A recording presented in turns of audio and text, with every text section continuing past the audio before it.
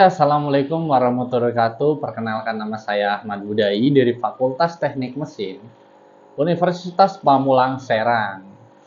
Pertama-tama saya ucapkan terima kasih untuk rekan-rekan semua yang sudah menonton video ini. Sebelum kita memulai untuk topik dari tugas ini, jangan lupa like, comment, subscribe, dan jangan lupa follow juga ataupun subscribe juga akun YouTube dari Universitas Pamulang dan juga YouTube dari Teknik Mesin Universitas Pamulang Serang. Ada di tag di bawah ini. Oke.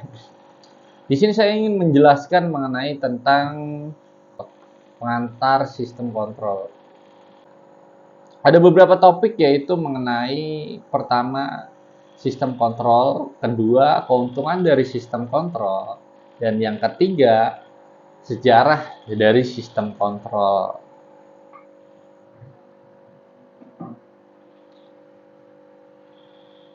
Keempat konfigurasi sistem di sini ada sistem loop terbuka dan sistem loop tertutup. Dan yang terakhir mengenai analisis dan tujuan desain sistem kontrol. Di antaranya ada trace and response, steady state response, stabilities, dan stability ataupun stabilitas, dan pertimbangan-pertimbangan lain.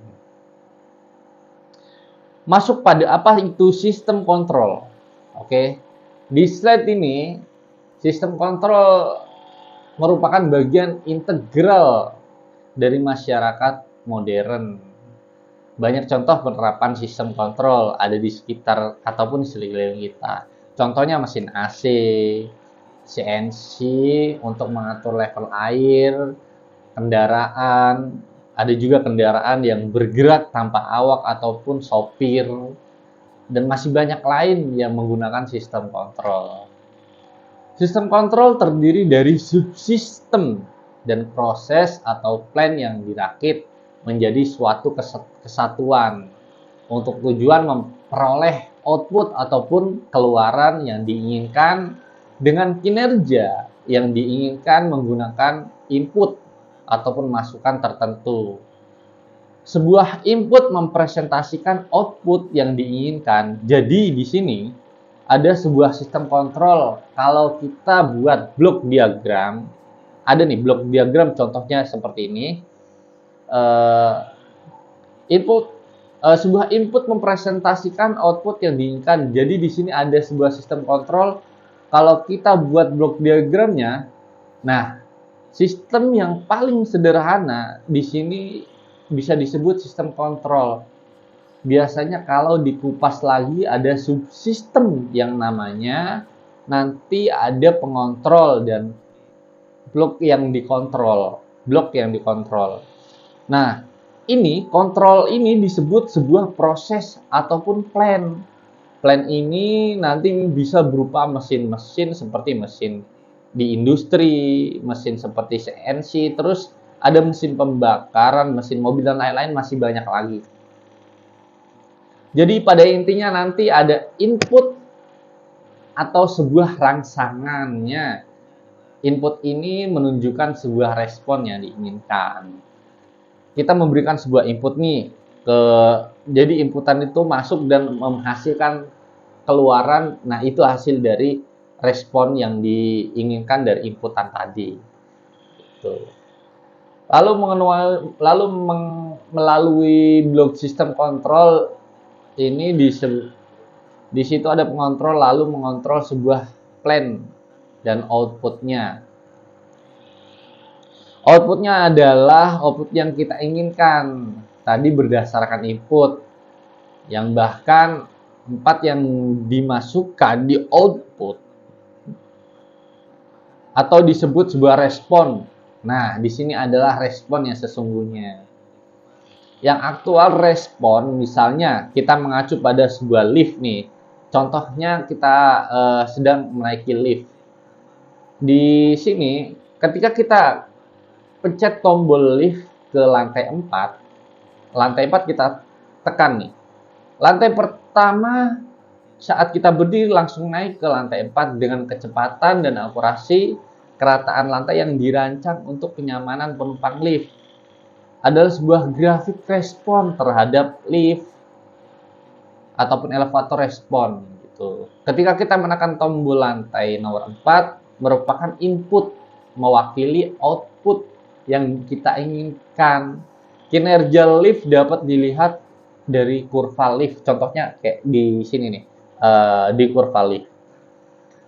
Lihat di sini ada dua ukuran kinerja utama terjadi yaitu yang pertama bahkan traction response dan yang kedua adalah steady state error. Dalam contoh di sini kenyamanan penumpang dan kesabaran penumpang bergantung pada traction response. Jika respon ini terlalu cepat, ketika penumpang sedang menaik lift, terlalu lambat juga nggak enak juga. Kesabaran penumpang dikorbankan ataupun jika lift terlalu cepat juga sangat berbahaya juga untuk kenyamanannya. Keselamatan dan kenyamanan penumpang akan dikorbankan jika lift tidak rata dengan benar dengan garis yang ataupun garis lantai kita gitu. Menunjukkan respon dari sebuah sistem dan contohnya adalah sebuah respon dari lift. Maka yang menunjukkan respon dari sebuah sistem, contohnya adalah sebuah respon lift, maka ke sini menunjukkan respon dari lift. Nah, dari grafik ini kita bisa menganalisis bagaimana kinerja dari lift tersebut. Misalkan, traction response yang bergerak atau pergerakan lift dari lantai 1 ke lantai 4 ini ditunjukkan oleh respon jika proses transnya dari lift 1 ke lift 4 lebih cepat dalam waktu sebentar sudah sampai misalkan ke posisi steady state ya. Nanti di sini dengan pergerakan lift sangat cepat membuat yang menaiki lift tersebut tidak nyaman gitu tuh, kayak gimana, tegang gitulah, lebih cepat gitu dari lantai pertama tiba-tiba surut ke lantai keempat, itu sangat tidak nyaman ke penumpang. Jadi kalau kita buat terlalu cepat juga biasanya menimbulkan osilasi lah, malah nanti membuat penumpang lift tersebut takut. Ataupun kalau misalkan kita membuat lift tersebut menjadi lambat dari lantai 1 ke lantai 4 di posisi standingnya gitu tuh. Itu kayak malah menjadi penumpang itu kayak merasa jadi lama gitu. Jadi dia nggak nyaman juga kan karena terlalu lama untuk menunggu nyampe ke lantai 4-nya. Kalau kita misalkan ngasih inputannya dengan secara lambat gitu.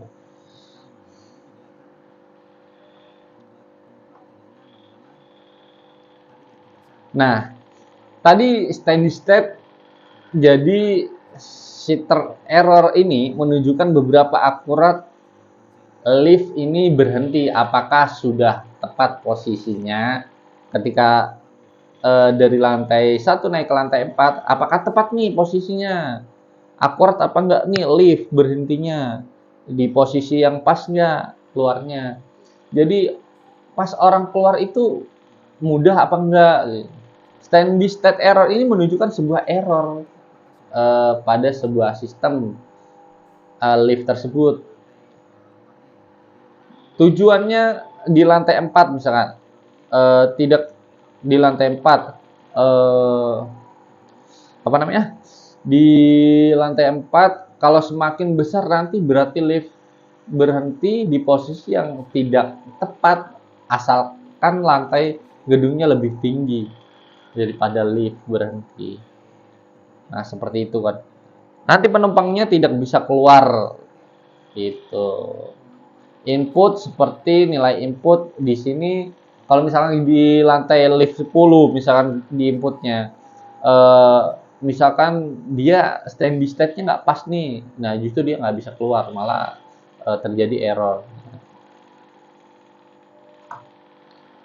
Oke, di sini kita juga bakal membahas mengenai keuntungan dari sistem kontrol. Dengan sistem kontrol, kita dapat memindahkan peralatan besar dengan presisi, peralatan besar dengan presisi, yang tidak mungkin dilakukan dengan tangan secara langsung dengan tangan kita gitu. Misalkan contoh mau mengarahkan suatu antena, ya memang bisa sih muter-muter antena, tapi sekarang udah canggih, ada antena yang pakai sistem kontrol ataupun remote gitu.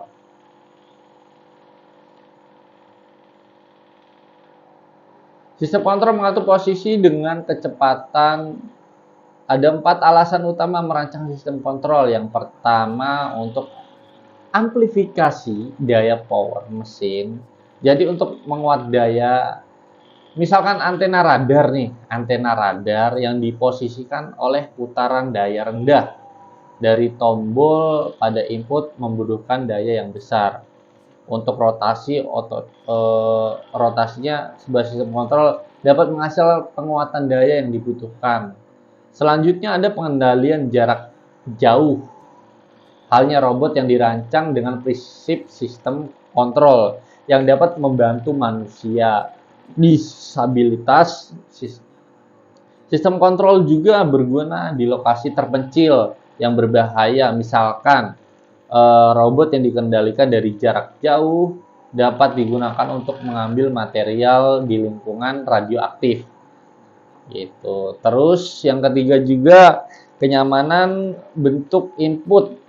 Sistem kontrol juga dapat digunakan untuk memberikan kemudahan mengubah bentuk info, misalkan misalnya dalam sistem kontrol suhu inputnya adalah posisi pada termostat ya, termostat outputnya adalah panas gitu. Dengan demikian input posisi yang nyaman menghasilkan output thermal yang diinginkan, dan masa nyaman ini mudah diatur. Di informasi yang mudah menghasilkan output itu. Output thermal yang diinginkan oleh 4 ada kompensasi untuk gangguan, mengurangi atau bahkan mengatasi mengoreksi sebuah gangguan keuntungan lain dari sistem kontrol. Keuntungan lain dari sistem kontrol adalah kemampuan untuk mengurangi atau bahkan menghilangkan gangguan. Biasanya kita mengontrol variabel seperti suhu dalam sistem thermal, posisi dan kecepatan dalam sistem mekanik, dan tegangan arus ataupun frekuensi dalam sebuah sistem kelistrikan. Sistem harus dapat menghasilkan output yang benar walaupun ada gangguan. Misalnya mengacu pada sistem antena yang menunjuk ke arah yang diperintahkan. Jika angin memaksa antena dari posisi yang diperintahkan atau noise masuk secara internal, sistem harus dapat mendeteksi gangguan dan memperbaiki posisi antena. Jelas input sistem tidak akan merubah untuk melakukan koreksi. Akibatnya, sistem ini sendiri harus mengukur jumlah gangguan yang telah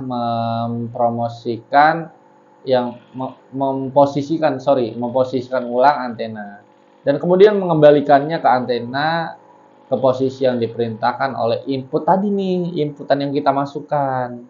Itu tadi 4 alasan utama kenapa kita merancang sistem kontrol.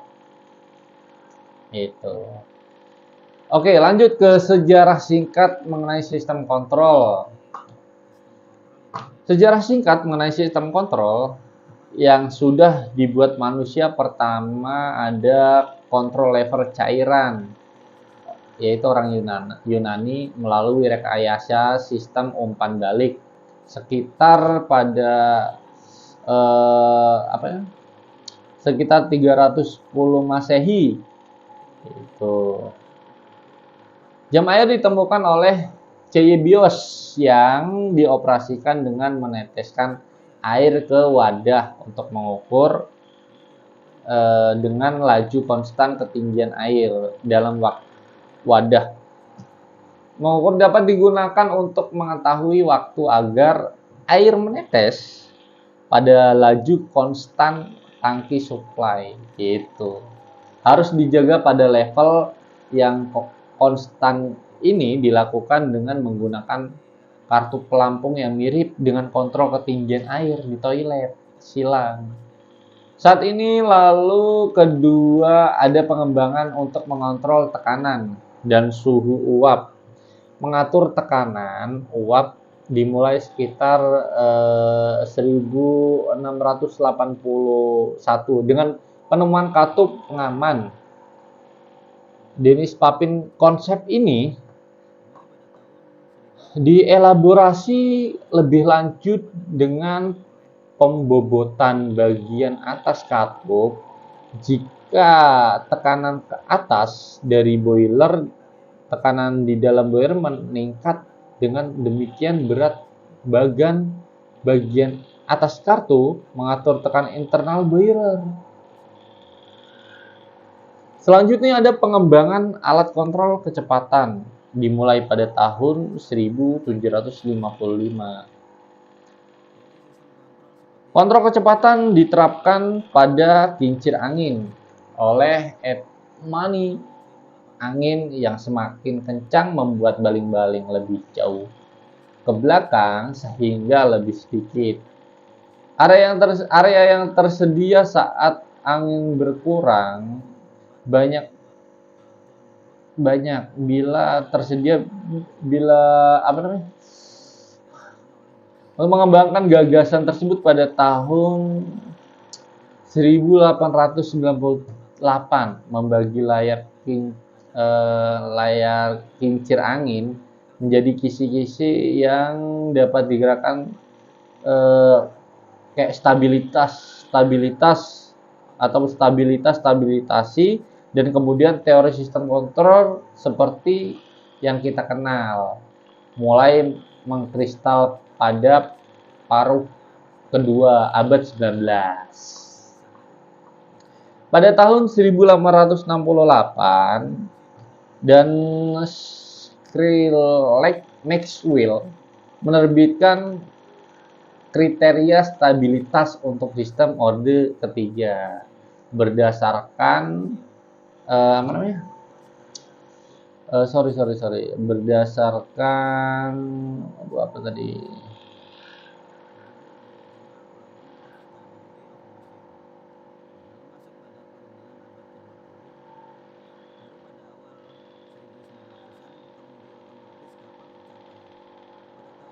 berdasarkan koefisiensi persamaan diferensial. Pada tahun 1874, Edward John Root menggunakan saran dari William Kingdon Cleaver, susah juga namanya, yang diabaikan sebelum oleh Maxley, mampu memperluas kriteria stabilitas sistem orde kelima pada tahun 1877. Topik untuk hadiah Adam adalah The Praetorian of Dynamic Stability. Sebagai tanggapan, menurut mengajukan makalah berjudul Readers on the Stability of a Given State of Motion, dan memenangkan hadiah. Makalah ini berisi apa yang sekarang dikenal gitu. Jadi penulisan tadi tuh bisa dikenal sampai sekarang gitu. Howis aksi under Michel Fick Lyapunov juga berkontribusi pada pengembangan gitu dan perumusan teori dan praktik stabilitas sistem kontrol saat ini. Seorang mahasiswa Chebyshev di SMP tersebut di Rusia, ia pun memperluas karya Root ke sistem nonlinier dalam tesis doktoralnya tahun 1862 yang berjudul The General Problem of Stability of Motion. Lalu masuk pada perkembangan abad ke-20 baru pada awal 1900-an, Kemudian otomatis kapal tercapai pada tahun 1922. Perusahaan Ferry Giroskop memasang sistem kemudian otomatis yang menggunakan elemen kompensasi kontrol adaptif untuk meningkatkan kinerja. Namun banyak teori umum yang digunakan saat ini untuk meningkatkan kinerja sistem kontrol otomatis. Dikaitkan dengan Nicholas Minorsky, seorang Rusia yang lahir pada 1885.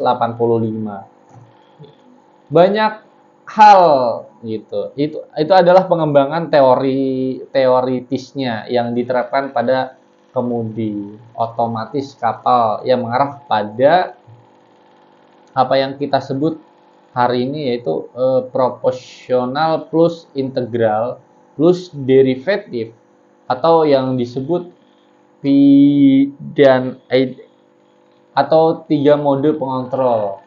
Yang selanjutnya di aplikasi yang sekarang berjalan yaitu aplikasi kontemporer. Saat ini penerapan sistem kontrol secara luas dapat kita temukan dalam panduan navigasi kontrol rudal dan pesawat yang biasanya dipakai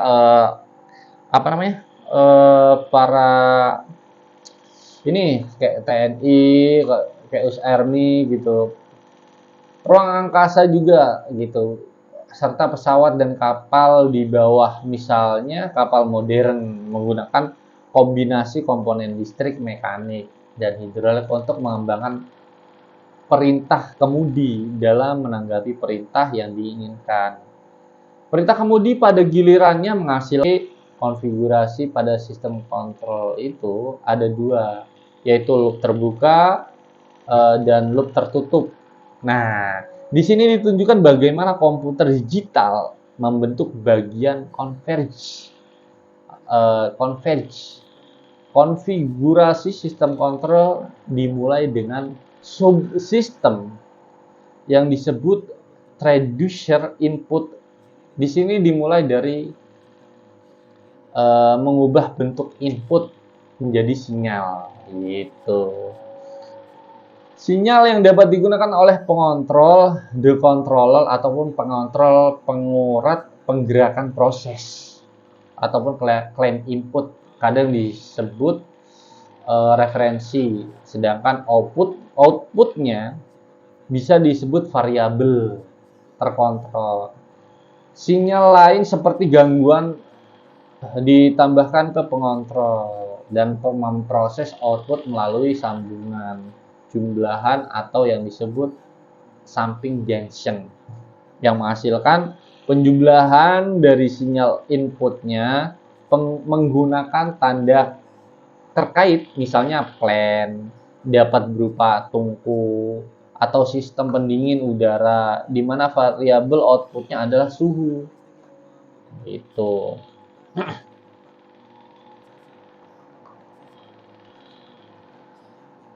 Kontrol dalam sistem pemanas terdiri dari katup, bahan bakar, sistem kelistrikan.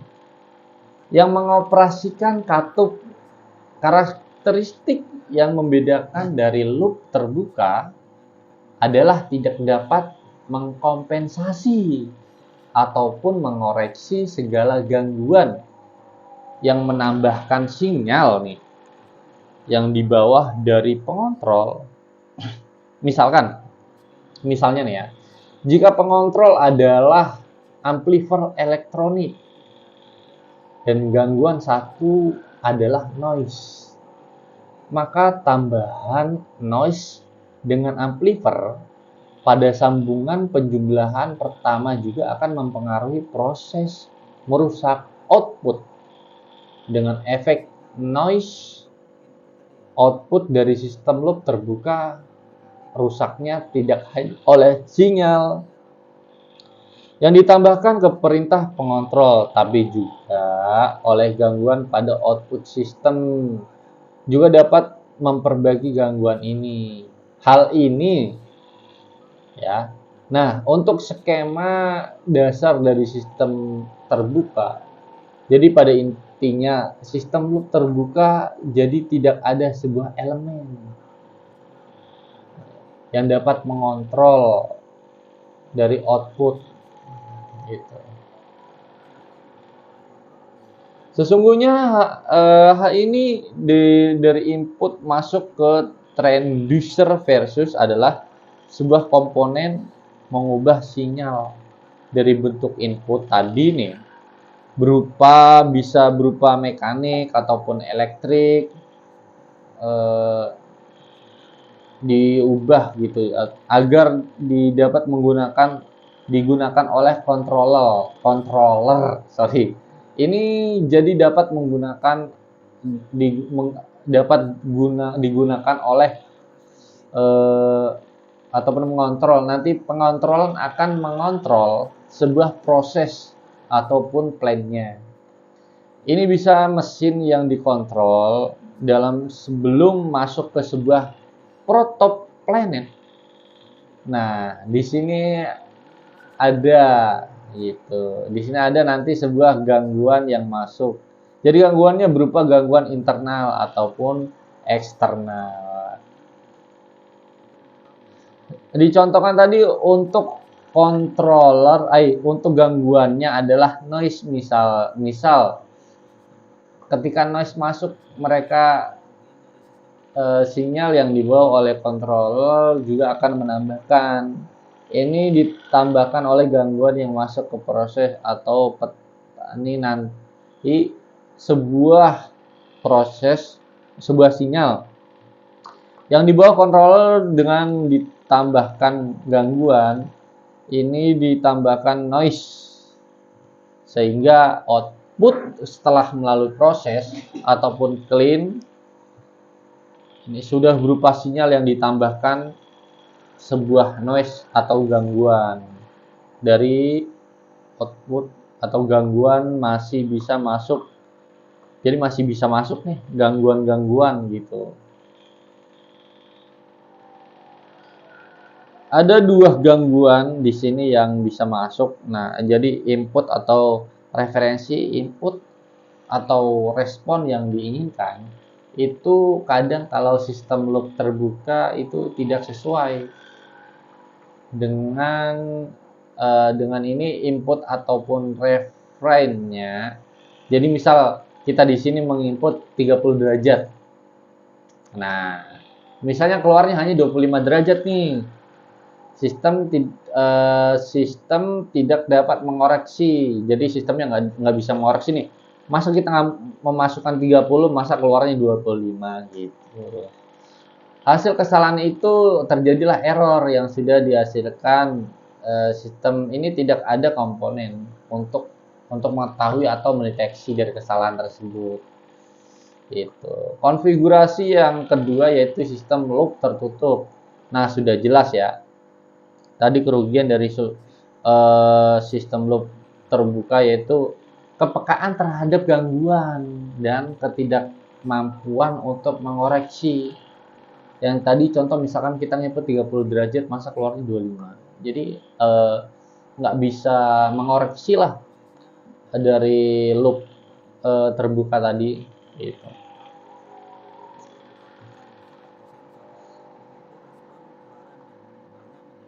Nah, untuk dari loop yang terbuka tadi karena gangguan kepekaan tadi itu dapat diatasi dengan sistem loop tertutup gitu. Sistem ini dapat diatasi dalam sistem loop tertutup dan kelemahan pada sistem terbuka tadi dapat diatasi oleh sistem loop tertutup. Di sini prosesnya dari input transducer mengubah bentuk input ke bentuk yang digunakan oleh pengontrol. Lalu output transducer ataupun sensor mengukur respon keluaran dan mengubahnya menjadi bentuk yang digunakan oleh pengontrol gitu.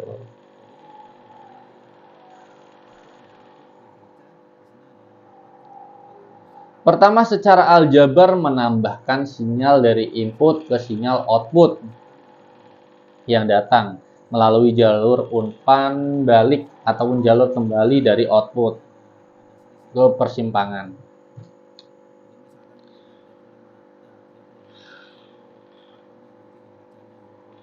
Jalur umpan balik atau jalur kembali dari output ke persimpangan, penjumlahan sinyal outputnya dikurangi dari sinyal input hasil umumnya.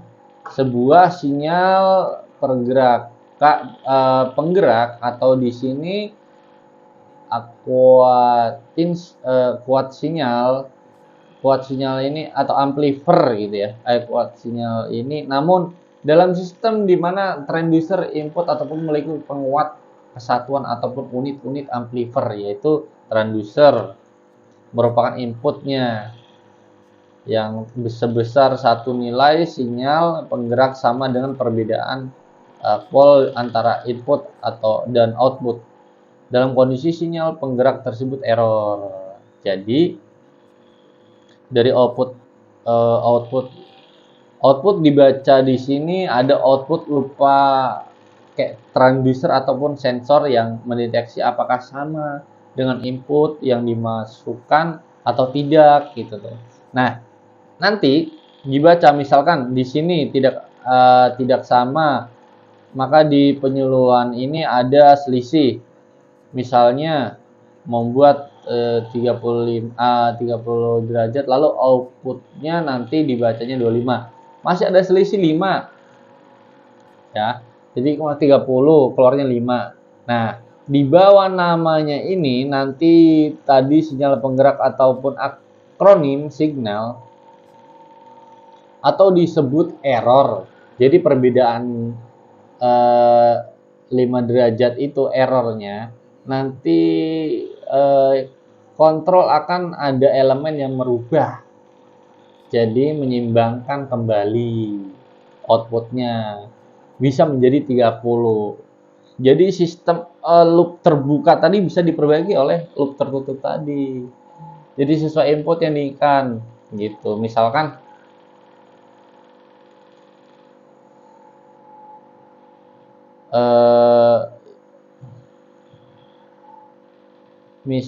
misalkan tadi yang inputnya 30 keluarnya 25. Nah, nanti diakumulasikan bisa berubah jadi 30 gitu.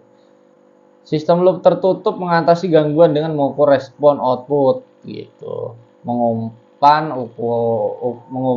Mengumpankan pengukuran itu kembali melalui jalur umpan balik dan membandingkan respon itu dengan input di persimpangan penjumlahan. Jika ada perbedaan di antara kedua respon sistem penggerakan, pergerakan plan karena respon dan sudah merupakan respon yang diinginkan tim. Yang paling feedback ya umpan balik. Di sini jalur feedback yang mengukur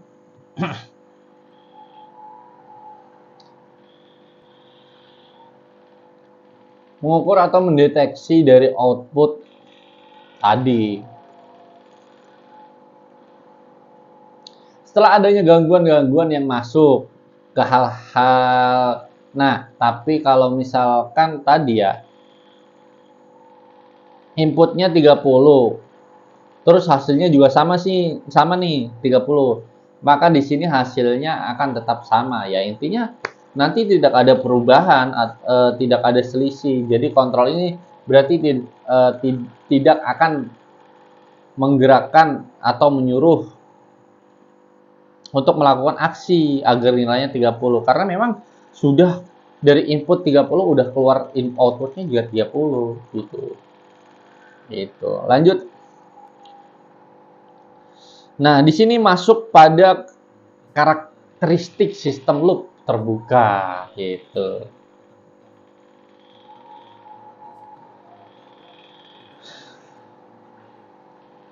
Sistem loop terbuka itu tidak memiliki jalur mana balik lalu rangkaian sistem sederhana jadi lebih mudah dalam rancangan karena tadi tidak ada komponen aman seperti jalur 4 balik feedback maka rangkaiannya itu lebih sederhana, tidak rumit. Nah, karena itu maka harganya pun jauh lebih murah. Harga untuk sistem terbuka.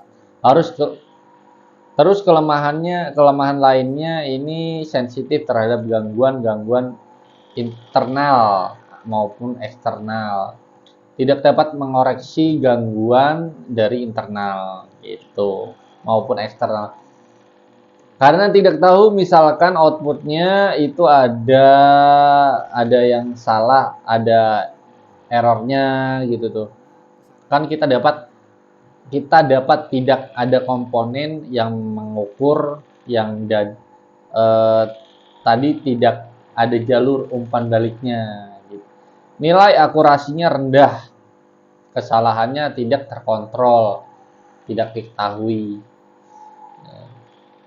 Untuk karakteristik mendasar dari sebelum tertutup, intinya tadi ya terdapat part balik atau feedback sistem lebih rumit. Nah, karena lebih rumit, ini ya tadi butuh komponen-komponen lebih untuk baik harganya maupun lebih mahal karena itu terus kurang sensitif terhadap gangguan ini. Kelebihannya ya jadi dapat kayak kompensasi gangguan-gangguan yang terjadi plus dapat memperbaiki gangguan-gangguan dari internal maupun eksternal. Memiliki keakurasian yang tinggi.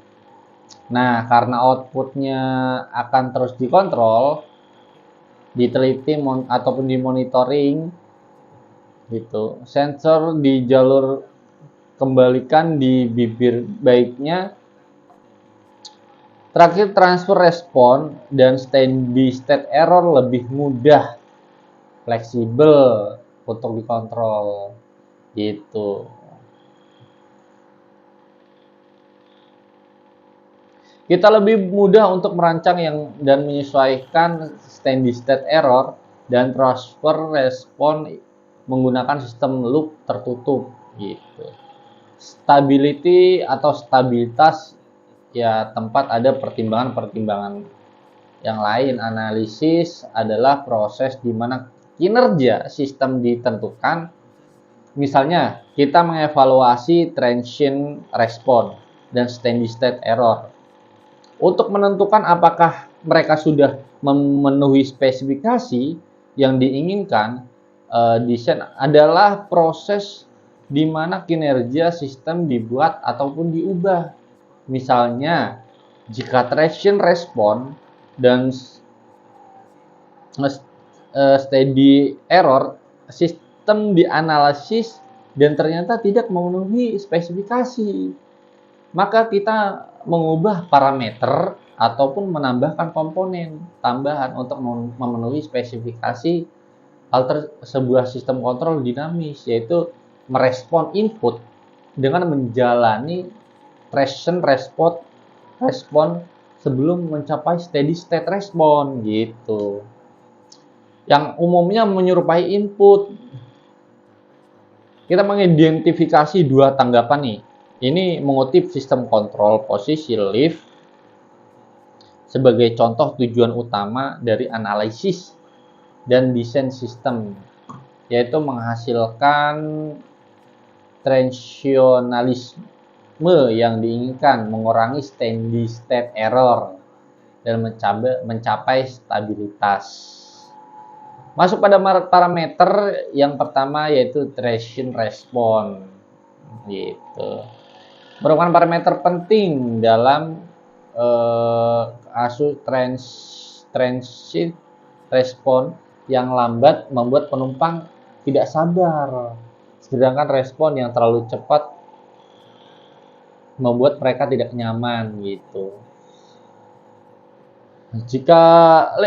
Jika lebar osilasi di sekitar lantai kedatangan selama lebih dari 1 detik, perasaan takut dapat terjadi langsung.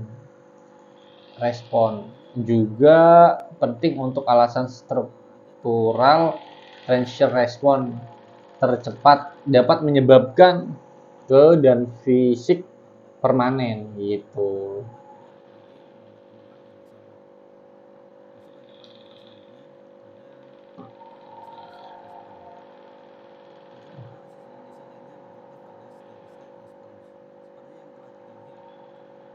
Nah, contohnya untuk lift tadi gitu. Jadi kalau misalkan terlalu cepat, jadi bikin nggak nyaman nih, gitu. Kalau misalnya terlalu lambat, juga bikin sama-sama nggak nyaman sih, gitu.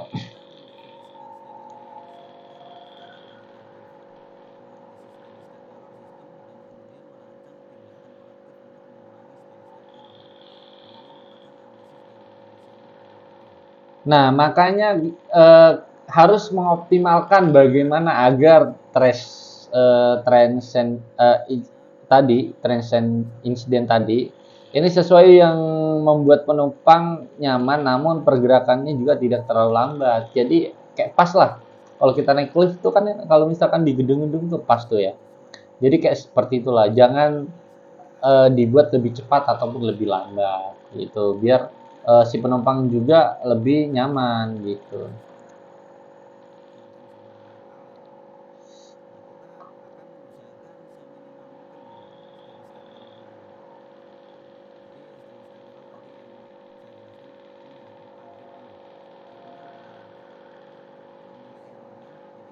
Gimana membuat lift tadi berhenti sesuai ketika masuk kepada steady state responnya. Dia berhenti di posisi yang sesuai. Nah, terus dari situ kita bisa melihat nih steady state errornya. Nah, bagaimana nanti dalam merancang subsistem sebuah alat agar mengusahakan seminimal mungkin steady state error ini, atau jadi steady tadi yang saya jelaskan ini ya berupa gap ini adalah nilai errornya. Jadi kita mengusahakan bagaimana error ini sekecil mungkin tidak terjadi gitu. Kalau bisa ya kita buat overlapping dengan referensi inputnya. Misalkan tidak bisa, maka kita buat sekecil mungkin nilai error gitu. Nah, lalu masuk ke parameter penting selanjutnya itu stabilitas. Gitu. Jadi diskusi tentang transient response dan steady state dapat dikembangkan jika sistem tidak memiliki stabilitas. Untuk menjelaskan stabilitas, kita mulai dari fakta bahwa jumlah respon suatu sistem adalah jumlah respon alami. Respon paksa di respon alami ini adalah natural. Respon disebutnya tes maksa adalah spot respon gitu. Respon alami menggambarkan cara sistem menghilangkan atau memperoleh energi. Untuk atau sifat respon ini hanya bergantung pada sistem, bukan input. Di sisi lain, sifat bentuk dari respon paksa bergantung pada input. Nah, jadi jadi untuk persamaan M linear adalah jumlah respon sama dengan respon alami ditambah respon paksa agar sistem kontrol berguna. Respon alami pada akhirnya harus mendekati 0 sehingga hanya menyisakan respon paksa, atau jika tidak akan berosilasi dalam beberapa sistem. Bagaimanapun respon alami tumbuh tanpa terikat gitu, daripada berkurang dari 0 jadi 0 atau bersosialisasi. Akhirnya respon alami jauh lebih besar daripada respon paksa, sehingga sistem tidak lagi dikendalikan kondisi ini yang disebut ketidakstabilan yang dapat menghancurkan perangkat fisik jika pengertian batas bukan bagian dari desain. Misalnya lift akan menabrak lantai, atau keluar melalui langit-langit gedung, atau pesawat terbang akan berputar dan tak terkendali lah, atau antena yang diperintahkan untuk menuju ke target akan berputar jadi pada intinya sejajar. Target tetapi kemudian melalui berosilasi di sekitar target dengan osilasi yang semakin besar dan kecepatan yang meningkat hingga motor atau amplifier mencapai batas outputnya, sehingga antena rusak secara struktural gitu. Outputnya, waktu dan sistem yang tidak stabil akan menunjukkan transfer respon yang tumbuh tanpa batas dan tanpa bukti. Steady state response system kontrol harus dirancang agar stabil. Artinya respon alami mereka harus menurut nol lah saat waktu mendekati sehingga atau jika tidak maka akan berosilasi dalam banyak sistem partial respon gitu. Yang kita lihat pada respon waktu dapat menghubungkan langsung dengan respon alami. Jadi jika respon alami meluruskan nol saat waktu mendekati tak terhingga itu respon. Menyisakan respon raksa jika sistem stabil, respon yang dapat yang karakteristik steady state error dapat dirancang stabilitas adalah tujuan analisis dan desain. Ketiga, kita jadi di sini adalah sebuah grafik yang berasal dari respon sistem yang tidak stabil. Nah, misalkan ini adalah tujuan-tujuan dari target kita ya, jadi outputnya yang diinginkan atau outputnya jadi ya lantai 4. Jika mengacu pada lift, nah di sini menandakan tidak adanya bukti bahwa sistem respon ini ada bukti steady state-nya, ini steady state responnya tidak ada. Jadi dari sini kita bisa menyimpulkan bahwa respon dari sistem ini tidak stabil atau bisa juga nanti berupa sebuah traction lalu berosilasi tapi terus akhirnya kembali ke go steady state. Nah, ini tergantung nanti Apple ngebahas alat apa yang kita gunakan. Misalkan sebuah lift, maka tetap kita bilang itu tidak stabil ataupun transfer responnya terlalu lambat. Untuk beberapa kasus hal tersebut tidak stabil.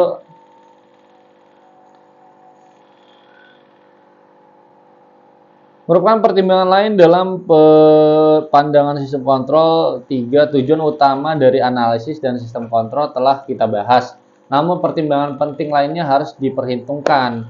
Misalnya faktor-faktor mempengaruhi pemilihan perangkat keras, seperti ukuran motor, untuk memenuhi kebutuhan daya atau menggunakan sensor, atau akurasi harus dipertimbangkan juga di awal. Desain keuangan adalah pertimbangan lain rancangan sistem kontrol. Tidak dapat membuat desain tanpa pertimbangan. Dampak ekonominya, jadi dampak biayanya, pertimbangan lainnya adalah desain yang kokoh, parameter sistem dianggap konstan gitu. Selama desain untuk berespon steady state error dan perubahan stabilitas dari waktu ke waktu ketika sistem yang sebenarnya dibangun dengan demikian. Kinerja sistem juga berubah seiring waktu, tidak akan konsisten dengan desain awal. Nah, itu tadi pertimbangan-pertimbangan lain yang perlu dipertimbangkan untuk materi pengantar sistem kontrol. Semoga bermanfaat. Sekian dari saya. Assalamualaikum warahmatullahi wabarakatuh.